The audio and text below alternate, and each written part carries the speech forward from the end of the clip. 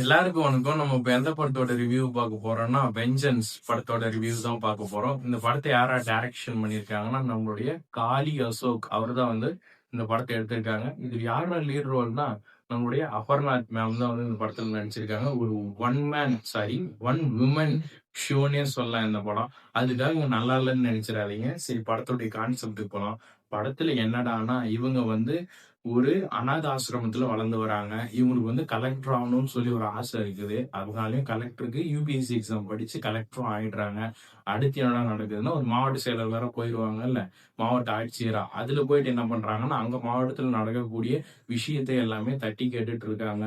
அதை பார்த்து இவங்க வந்து அந்த ஊரே வந்து இந்த மாவட்டமும் நல்லா இருக்குதுன்னு தான் சொல்லுவோம். அது நல்லதுன்னு ஒண்ணு நடந்தா, அங்க வந்து எதிரின்னு ஒருத்தர் இருப்பாங்கன்னு அரசியல்வாதிங்க. அவங்க உள் நுழையிறாங்க.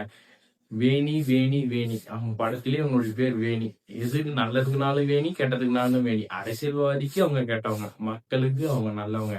என்னடான்னு கேட்டீங்கன்னா, அப்புறம் வந்து அரசியல்வாதிகள் எல்லாமே ஒண்ணு சேர்ந்துகிட்டு இவளை அழிச்சே ஆகணும்னு சொல்லிட்டு அவளை சுத்தி இருக்கிறவங்க எல்லாருக்குமே வந்து உயிர் பயத்தை காட்டுறாங்க. லாஸ்டா இவங்க கிட்ட காட்ட வரும்போது என்ன சொல்றாங்கன்னா, உங்களால என்ன எதுவுமே புடுங்க கூட முடியாது அப்படின்னு சொல்லி சொல்றாங்க.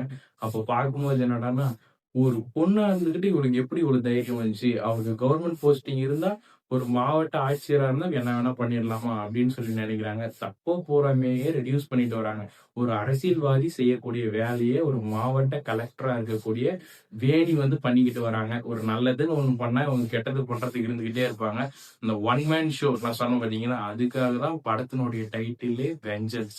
இந்த ரிவெஞ்ச், அந்த தப்பு பண்றவங்க எல்லாம் எடுக்கக்கூடிய விஷயம் தான் ரிவெஞ்ச். ஒரு சூப்பரான ஒரு படம்னே சொல்லலாம். நீங்க நினைக்கலாம், என்னடா த்ரிஷா மாதிரி வந்து ஒரு ஒன் மேன் ஷோ பண்ண முடியுமா? இல்ல நயன்தாரா மேம் மாதிரி ஒரு நெட்ரிகன் படம் மாதிரி பண்ண முடியுமான்னு நினைக்கலாம். அதெல்லாம் தூக்கி சாப்பிட்டு போன படம் தான் அந்த வெஞ்சர்ஸ். உண்மையே சொல்றேன், படம் ரொம்பவே சூப்பரா இருக்கு. நீங்களும் இந்த படத்தை பார்த்து ஃபீல் பண்ணுங்க.